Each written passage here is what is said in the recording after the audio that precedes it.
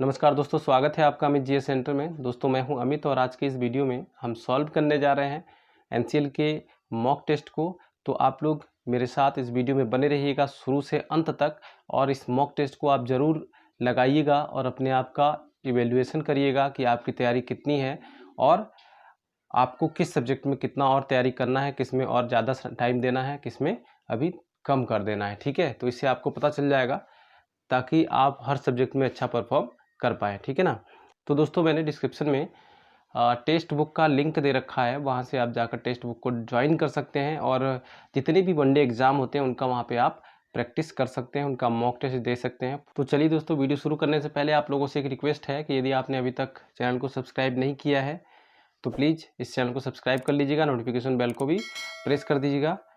प्रश्न है, भारतीय वायुसेना ने 4 चिनूक हेलीकॉप्टर को शामिल किया है, इसे किस देश से खरीदा गया है? तो यहाँ पर कौन सा ऑप्शन सही होगा दोस्तों?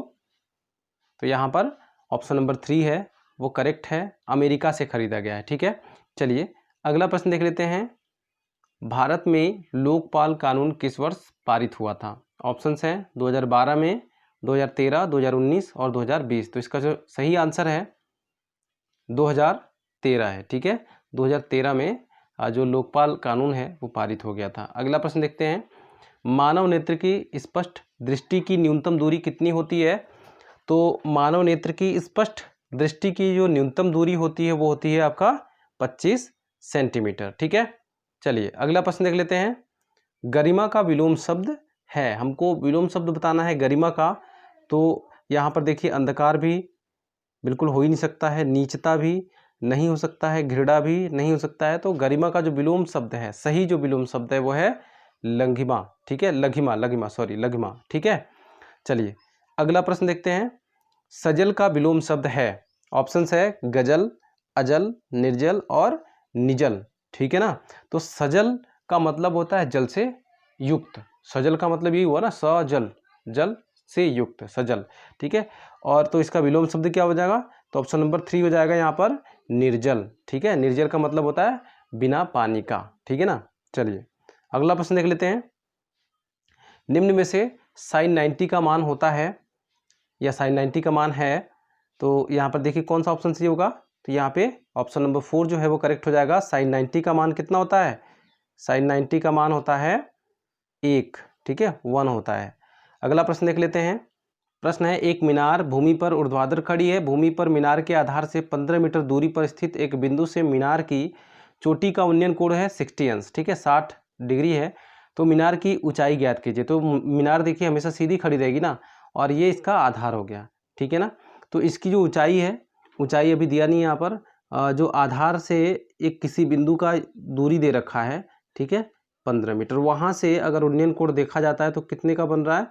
60 अंश का बन रहा है। ठीक है, तो ये तो दिया हुआ है, आधार इसकी लंबाई दी हुई है, ऊंचाई नहीं दिया है। ठीक है, ऊंचाई हमको क्या करना है? ज्ञात करना है। ठीक है, मीनार की ऊंचाई हमको ज्ञात करना है। तो देखिए सूत्र होता है, क्योंकि यहाँ पर लंब बटे आधार है, तो लंब बटे आधार के लिए टेन का यूज किया जाता है। टेन बराबर क्या होता है? लंब बटे आधार, टेन थीटा बराबर। ठीक है ना, लंब बटे आधार होता है। अब यहाँ पर लंब दिया नहीं है, आधार दे रखा है। ठीक है ना। तो अब हम क्या कर लेते हैं, आगे सॉल्व करते हैं। तो टेन, अच्छा यहाँ पे थीटा का मान 60 दिया है, तो टेन 60 बराबर क्या हो जाएगा? एच बट्टे, और आधार का मान कितना दिया है? 15 दिया है। ठीक है, अब टेन 60 का मान कितना होता है? टेन 60 का मान कितना होता है? तो टेन 60 का मान होता है √3। ठीक है, तो √3, और यहाँ पे एच दिया है, यहाँ पे 15 दिया है। अब क्या हो जाएगा? एच बराबर क्या हो जाएगा? तो एच बराबर आपका हो जाएगा 15 इंटू √3। कितना हो जाएगा? 15 इंटू √3। ठीक है, एच बराबर, अब गुणा कर लेते हैं। तो 15 गुणे √3 का मान कितना होता है? 1.732 मीटर। ठीक है, कितना? ये मीटर में दिया था ना, तो मीटर में, और इसका मान तो केवल वैसे ही मान है, इसमें कुछ मीटर वोटर कुछ लगा नहीं है ना, तो सीधे मीटर हो जाएगा ना। मीटर से अगर हम गुणा करेंगे तो 15, इसका अगर हम गुणा करते हैं तो कितना हो जाएगा?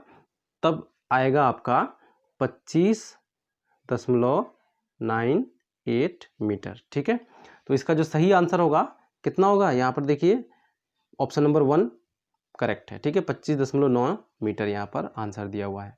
अगला प्रश्न देख लेते हैं, हाइड्रोलिक लिफ्ट किस सिद्धांत पर कार्य करता है? तो हाइड्रोलिक लिफ्ट जो है आपका किस सिद्धांत पर कार्य करता है? तो ये कार्य करता है आपका पास्कल नियम पे। ठीक है, अगला प्रश्न देखते हैं। अगला प्रश्न है, मोक्ष की इच्छा करने वाला, जो भी व्यक्ति मोक्ष की इच्छा करता है उसको हम क्या बोलते हैं? मुमुक्षु बोलते हैं। ठीक है, ऑप्शन नंबर 3 यहाँ पर करेक्ट हो जाएगा। अगला प्रश्न है, लंबोदर में कौन सा समास है? ऑप्शंस हैं द्वंद्व, द्विगु, तत्पुरुष, बहुब्रीहि। मैंने पिछले वीडियोज़ में बता रखा है आपको कि समास के पहचान मैंने वहाँ पे जाके बता रखा है, तो आप देखना चाहें तो देख सकते हैं। ठीक है, समास से संबंधित वो वीडियो है। तो जितने भी भगवान हैं, जहाँ पर भी भगवान का चर्चा होता है तो वहाँ पर लगभग बहुब्रीहि समास होता है। ठीक है, तो यहाँ पे देखिए लंबोदर, या फिर हम सीधे अगर परिभाषा के तौर पे बात करें तो ऐसा शब्द जहाँ पर किसी तीसरे को, लंबोदर मतलब जिनका पेट बड़ा है। ठीक है, अब जिनका पेट बड़ा है किसके बारे में कहा जाता है? तो ये कहा जाता है गणेश जी के बारे में। ठीक है, तो जहाँ पर तीसरे को इस तीसरे की तरफ इशारा किया जाए तो वहाँ पे क्या होता है? बहुब्रीहि समास होता है। ठीक है, तो यहाँ पे लंबोदर जो शब्द है गणेश जी के लिए प्रयोग किया गया है। ठीक है, तो ऑप्शन यहाँ पे 4 करेक्ट हो जाएगा, बहुब्रीहि समास है। अगला प्रश्न देख लेते हैं। प्रश्न है, रजनी प्लस ईस बराबर रजनीश में कौन सी संधि है? तो यहाँ पर देखिए यहाँ पर क्या हो रहा है? दो स्वरों का मेल हो रहा है। एक यहाँ पर स्वर है, एक यहाँ पर स्वर है, दोनों स्वरों का क्या हो रहा है? मेल हो रहा है। तो जहाँ पर भी दो स्वरों का मेल हो और कुछ नया परिवर्तन उत्पन्न हो तो वहाँ पे क्या कहते हैं? स्वर संधि कहते हैं। क्या होता है वहाँ पे? स्वर्ग संधि होती है। तो यहाँ पे देखिए रजनी प्लस ईस मिलके कुछ क्या नया परिवर्तन किया है ना, रजनीश बन गया है। ठीक है, तो यहाँ पर कौन सी संधि हो जाएगी? स्वर संधि हो जाएगी। अगला प्रश्न देख लेते हैं, अंडे का शहजादा का अर्थ है? तो अंडे का शहजादा का क्या अर्थ होता है? तो इसका अर्थ होता है अनुभवहीन व्यक्ति। ठीक है, क्या होता है? अनुभवहीन व्यक्ति होता है। अगला प्रश्न है, 5 kg भार का न्यूटन में मान होगा? तो देखिए जब भी हम किसी भार को अगर न्यूटन में हम चेंज करना चाहें तो वहाँ पे क्या करते हैं? उस केजी से हम क्या कर लेते हैं, यानी कि 5 दिया है तो 5 गुणे 9.8 से हम गुणा कर लेते हैं। तो गुणा करिए, 5 अट्ठे 40 हो जाएगा 0, और 5 45 और 4 49। ठीक है, 49.0 आ जाएगा। ठीक है ना, यहाँ पे करेक्ट आंसर क्या होगा? तो 49 करेक्ट आंसर होगा। ऑप्शन नंबर 4 यहाँ पर सही है। अगला प्रश्न देखते हैं, धारिता यानी कि कैपेसिटेंस का मात्रक है? तो धारिता का जो मात्रक होता है वो क्या होता है?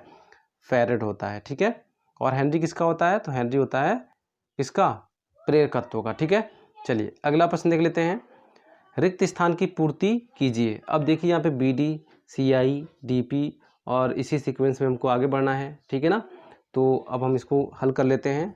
तो यहाँ पे लिखा है बी डी, सी आई, डी पी, और यहाँ पे 2 और ऐसे अल्फ़ाबेट आएंगे जिनको यहाँ पे भरना है। ठीक है, तो यहाँ पे देखिए बी और सी के बीच में +1 का, ठीक है, सी से डी के बीच में +1 का, तो डी से आगे हम बढ़ेंगे तो यहाँ पे भी +1 का आना चाहिए। ठीक है, चलिए अब हम इसमें और इसमें देखते हैं। तो यहाँ पे कितने का अंतर आ रहा है? डी से आई तक का +5 का अंतर आ रहा है। ठीक है, और फिर आई से आगे बढ़ते हैं पी तक, तो कितने का अंतर आ रहा है? +7 का अंतर आ रहा है। ठीक है, गिन के देख लीजिएगा, तो +7 का अंतर आएगा। अब हम पी से आगे बढ़ेंगे तो क्या हो जाएगा? तो P से आगे जब हम बढ़ेंगे तो +9 का अंतर आना चाहिए। तो P के बाद 9 का क्या वो है? तो अच्छा यहाँ पे +1 जो है D के बाद +1, D के बाद क्या आता है? E आता है। ठीक है, क्या आता है?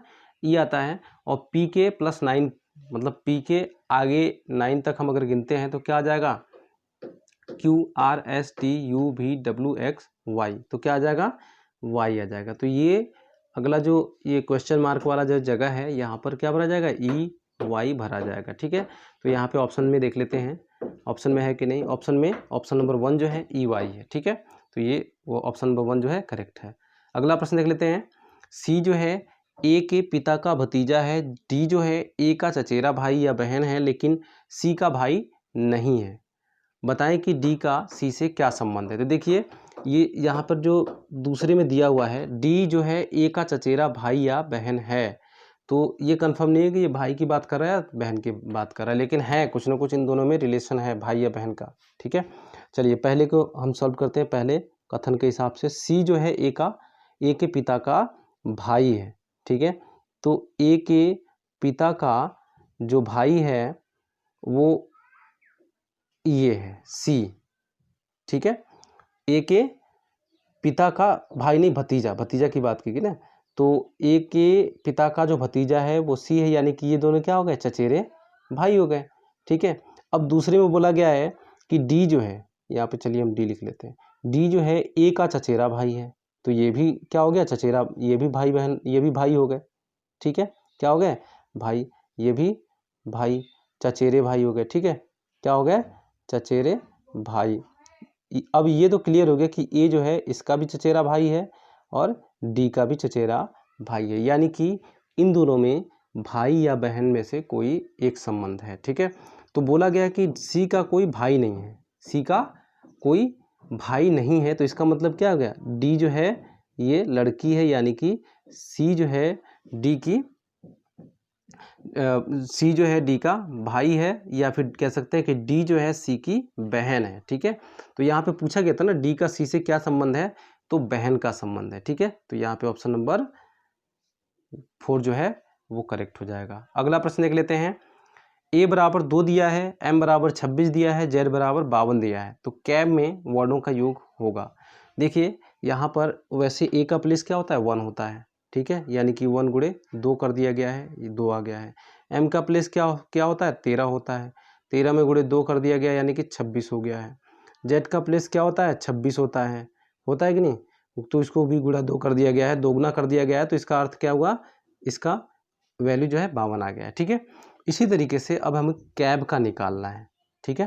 तो देख लेते हैं अब कैब का, सी का कितना होता है, तो सी का 3 होता है, तो 3 गुणे 2 कर दो यानी कि कितना आ गया, 6 आ गया। ए का कितना होता है, 1 होता है, 1 का 2 कर दो तो यहाँ पे 2 हो जाएगा। बी का कितना होता है, तो 2 होता है, 2 गुणे 2 कर दो यानी कि 4 हो गया। अब इन दोनों को, इन तीनों को जोड़ दो, 6 2 8 और 4 12 आ गया, ठीक है। तो इन वर्णों का, कैब में वर्णों का योग जो है वो कितना है, 12 है, तो यहाँ पे ऑप्शन नंबर 2 करेक्ट हो जाएगा। अगला प्रश्न देख लेते हैं, पुस्तक we are displaced my journey and stories from refugee girls around the world किसने लिखी है। ऑप्शन है मलाला यूसुफजई, कैलाश सत्यार्थी, अरुंधति राय, इनमें से कोई नहीं। तो इसका जो सही आंसर दोस्तों, किसने, मलाला यूसुफजई ने लिखा है, ठीक है। प्रश्न है, नए नियम के अनुसार आपातकालीन गाड़ियों का रास्ता नहीं देने पर कितने रुपए जुर्माना का प्रावधान किया गया है। ऑप्शन से 15,000, 10,000, 1,000, 500। तो इसका जो सही आंसर होगा क्या होगा, 10,000 होगा, ठीक है। ऑप्शन नंबर 2 यहाँ पर करेक्ट है। अगला प्रश्न देख लेते हैं, प्रश्न है, ब्रेक ड्रम के लिए प्रयुक्त धातु है। ऑप्शन है एल्यूमिनियम, मिश्र धातु, cast steel, pressed steel, cast iron. तो इसका जो सही आंसर है वो है आपका कास्ट आयरन। अगला प्रश्न देखते हैं, प्रश्न है, they dash my friends in a park, ठीक है। तो यहाँ पे देखिए क्या हो जाएगा, ऑप्शन नंबर 2 को हम यहाँ पे सही कर लेंगे, ठीक है। ऑप्शन नंबर 2 जो है वो करेक्ट हो जाएगा। क्यों, अगर हम देखिए हैव सीन में कर देते हैं, they have seen my friends in a park, वो मेरे दोस्तों को पार्क में देख चुके हैं, ठीक है। तो ये भी बहुत ज़्यादा बढ़िया सेंटेंस नहीं बन रहा है। अगर मान लीजिए ये सी नहीं होता, सॉ नहीं होता, तो इसको हम करेक्ट कर सकते थे, लेकिन यहाँ पे नहीं कर पाएंगे, ठीक है। अब हैज़ तो हो ही नहीं सकता, क्योंकि यहाँ पे जो सब्जेक्ट है वो क्या है, बहुवचन है, ठीक है, प्लूरल है, इसलिए हैज़ का प्रयोग यहाँ पे नहीं हो सकता है, ठीक है। तो यहाँ पे ऑप्शन नंबर 2 जो है वो करेक्ट हो जाएगा। अगला प्रश्न देखते हैं, she found a few good cards in a shop and she bought dash card last night, ठीक है। तो यहाँ पर हमें दैट, दैम, दोज, दिस का प्रयोग, इनमें से किसी एक का प्रयोग करना है। तो उन कार्ड्स को उसने खरीदा लास्ट नाइट में, इसका मतलब यही हुआ कि उन कार्ड्स को कल रात उसने खरीद लिया, ठीक है। तो उन कार्ड्स को उनके लिए किसका प्रयोग करते हैं, तो दोज का प्रयोग करते हैं, ठीक है। ऑप्शन नंबर 3 यहाँ पे करेक्ट हो जाएगा, ठीक है।